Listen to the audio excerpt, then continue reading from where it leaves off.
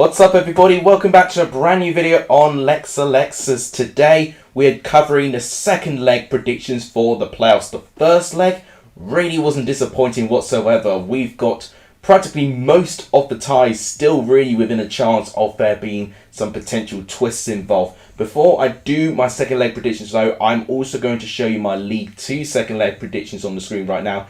And also the one Premier League game that is starting around the midweek as well, which I believe is Brighton Newcastle. So that is going to be involved within the extra predictions that you can predict as well. Only the Brighton and Newcastle game, or whatever Premier League game we've got on the Thursday, that will count towards the Premier League Prediction League.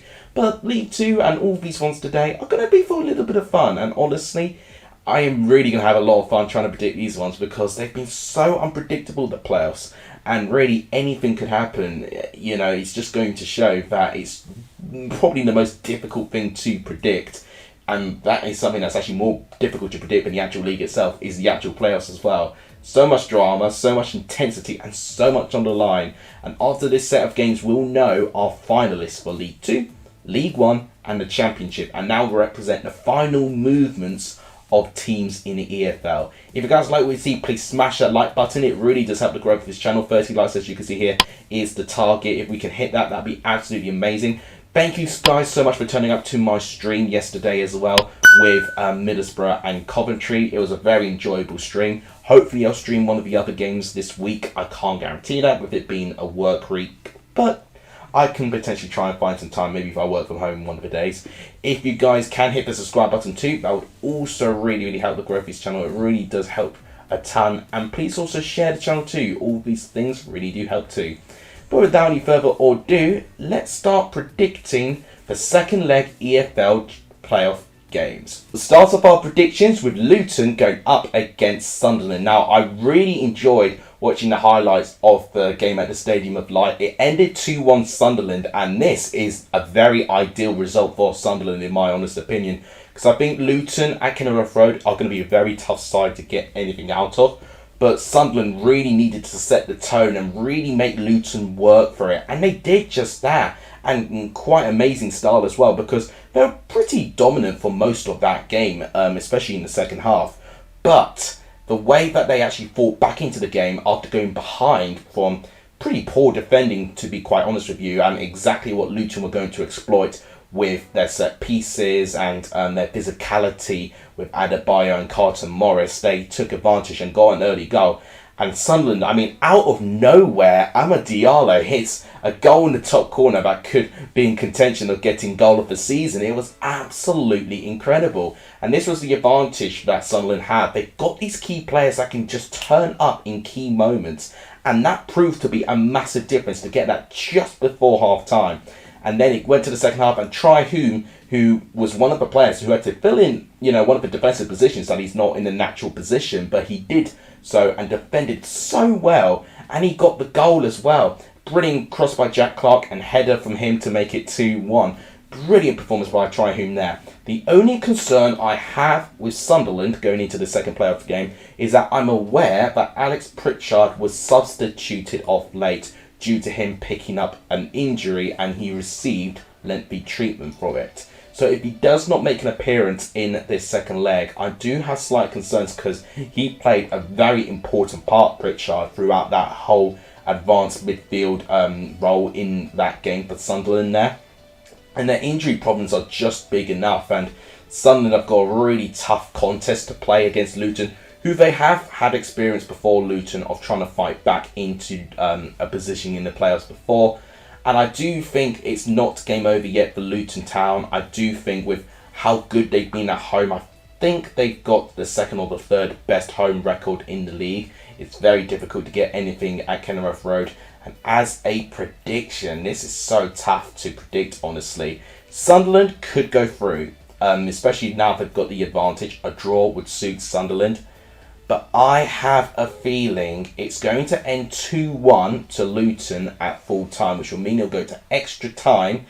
And I just have a sneaky suspicion that Luton will get a goal within extra time to kill the game of Sunderland. And I'm going to say 3-1 Luton just after extra time. I truly think this game's actually going to be that close. So I'm going to go 3-1 Luton. Quite a contrast, obviously, with Kenilworth Road from the Stadium of Light. It's going to be quite a change. I mean, definitely not with atmosphere, but definitely a big contrast of arenas. But I'm going to go for a Luton win. Let me know what you think of that in the comments down below. And that will mean Luton make it to the Championship playoff final. Who's going to join them? Well, next game to predict is Middlesbrough going up against Coventry. Now, this was a game I watched live as a watch-along with Coventry playing at the CBS Arena. And I won't lie, I was very disappointed that they really did not have a shot on goal. They didn't have a shot on goal. It was Middlesbrough who had 2 shots, and both times it was very, very well saved by Ben Wilson. But other than that, I think Middlesbrough were a little bit unfortunate not to get at least 1 goal out of it. And whilst Coventry, I think, started to make things difficult for Middlesbrough in the second half. They started to press a little bit more. Hamer was starting to get a couple of through balls going in. Jake Bidwell was having a bit more success getting some beautiful crosses into the box there. Gyökeres barely had a touch. There was only one movement in that whole game where it looked like that he was able to look very dangerous within the penalty box. But the rest, he was kept very, very quiet. And if Middlesbrough can do the same thing here at the Riverside, I think it will be job done. Because in terms of attacking player, I can only really see Gyökeres being the only threat, and I do feel that could be what might let them down, with it being the over-reliance of one player to chip in. And for Middlesbrough, I just see multiple players who can step up if one doesn't perform. Like, for instance, Akpom, when he missed his chance, for instance, we saw Isaiah Jones nearly replicate his success and managing to have a chance, but it was very well saved. I just think Middlesbrough have got more attacking options overall that I think could definitely change and influence the game there. I don't think either side has got a bit of injury concern. I know Eccles went off quite early on and Hamer had an injury crisis, but he went back onto the pitch. So it doesn't seem it's as serious, but maybe it could be a serious one later on before this game. But hopefully he'll play, because I think Gustavo Hamer could be the game-changing player for Coventry and could really be the difference to swing the outcomes of this game.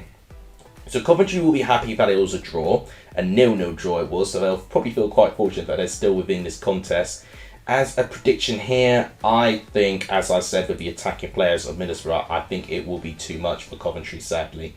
I'm going to go for a 2-1 victory to Middlesbrough, and they'll get the win, in my opinion, in normal time in 90 minutes. So my playoff final is between Luton and Middlesbrough.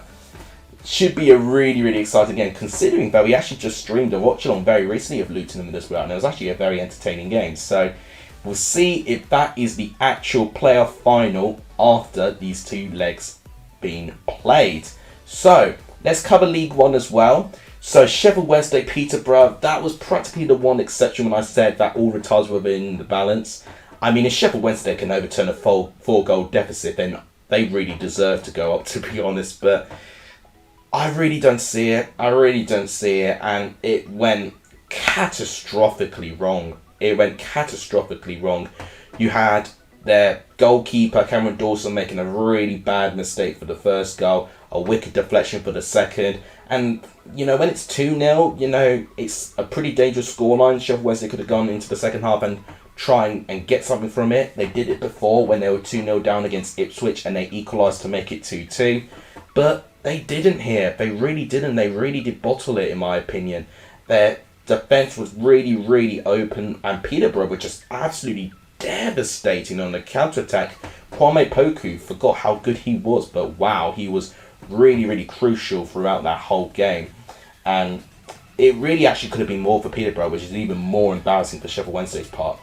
I think what we'll see in this game here is that Sheffield Wednesday will try and avenge it, and they'll try and score early, and I think they will. I think Sheffield Wednesday will actually go 2-0 up quite quickly in this game. But I think whilst they try and find this third and fourth, they'll invite too many opportunities of Peterborough attacking them from the counter-attack. You know, they did it successfully at the Western Home Stadium, and could you imagine away from home, where they may even give Sheffield Wednesday even more of the ball? I think Peterborough will have similar success. And actually, I think the game will end as a 2-2 draw, actually. I think it's going to be a very open game, pointing that Sheffield Wednesday really have nothing to lose. They're going to try and throw as many attackers as possible, which they definitely got so many squad players who can definitely chip into that position. But I think Peterborough will eventually capitalise on that as well. So I'm predicting Peterborough to go into the Championship playoff final by drawing this game 2-2 and winning 6-2 on aggregate. Who's going to join them? Well, out of the final game between Barnsley and Bolton, they're going into this game after drawing at the University of Bolton Stadium. And it was two very quick fire goals actually. Nicky Cadden scoring for Barnsley in around the 60-minute mark. So it was a very cagey game until it got to that position there. But Dion Charles, who I think has been Bolton's player of the season, equalises for Bolton to keep them in this tie. But in my opinion, I said it in my predictions that Bolton needed to get something from this game for them to get a chance. I think Barnsley's improvement in their home form have made them a real genuine threat to deal with here. And as a prediction, whilst I really like Bolton, I would love to see them back into the Championship one day.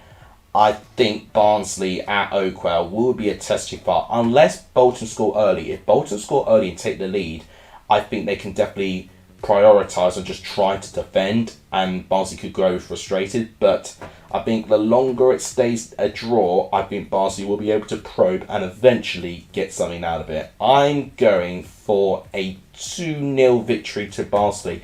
I actually think Barnsley will score early. Bolton will then push, and then near the last minute of the game, whilst Bolton overcommit and try and get the equaliser, Barnsley will score on the other end or something like that. So I'm going to go for 2-0 to Barnsley. Let me know what you think of that in the comments down below. So guys, that is all my predictions done within the EFL playoffs. I've also given my League 2 ones as you saw from the scores, and also I predicted the one random Premier League game which is taking place on Thursday too.